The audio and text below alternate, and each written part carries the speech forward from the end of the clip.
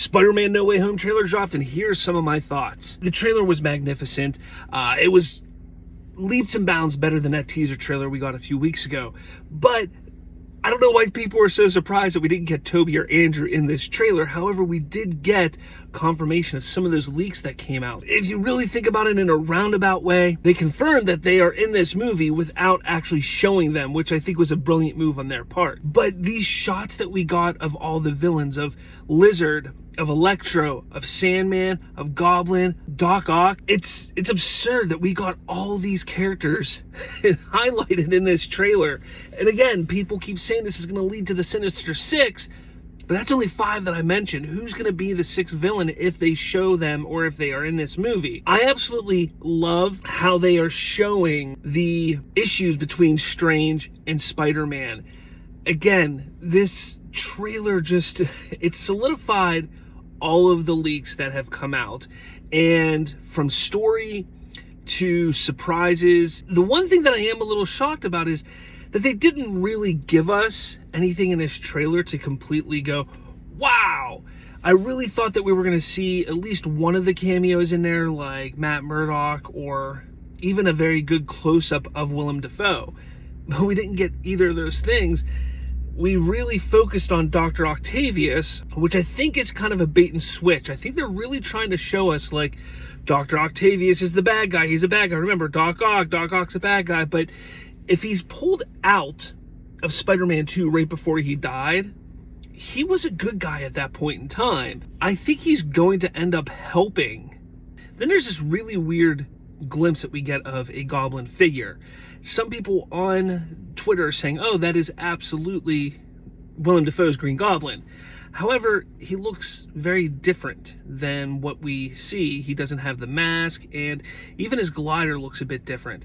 Now, I do believe that it's going to still be Willem Dafoe's Green Goblin. However, how cool would it be if they pulled a Ned, a variant of Ned, who plays the Hobgoblin, into this? I think that would be a really cool thing. They're really highlighting Mary Jane and Peter Parker's relationship here and the love that they have for each other.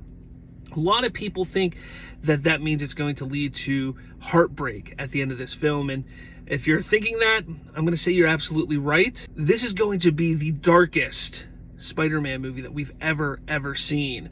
I think when all is said and done, we're going to get out of this movie and we're just not going to necessarily be depressed, but I think we're going to sit there and kind of just, wow, it's going to be a ride, and it's going to be a tough one. I can't wait to see how this movie goes. I can't wait to see how everybody takes this movie, because what I've heard about this movie, this thing is going to be massive. It's going to be incredible in so many different ways. And honestly, I think that this could end up being the best Spider-Man movie we ever get. I do believe there's a chance that it could fall flat on its face, but this is truly opening up the multiverse for the MCU.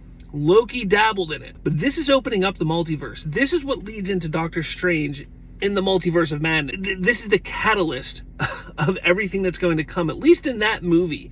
Hopefully it extends further and kind of blows up the MCU a bit. It's really interesting to see what they're going to be doing, and I'm excited to see how they bring all these characters together and how it's going to affect the MCU moving forward, because that's a big question. What is this going to do? What is this multiverse? What are these villains coming into the MCU? How are they going to affect everything moving forward? But that's it, guys. That's my quick thoughts on Spider-Man No Way Home. I hope you enjoyed it. I know that there's so much more that we could talk about. There's so many intricacies in that trailer I would love to touch on.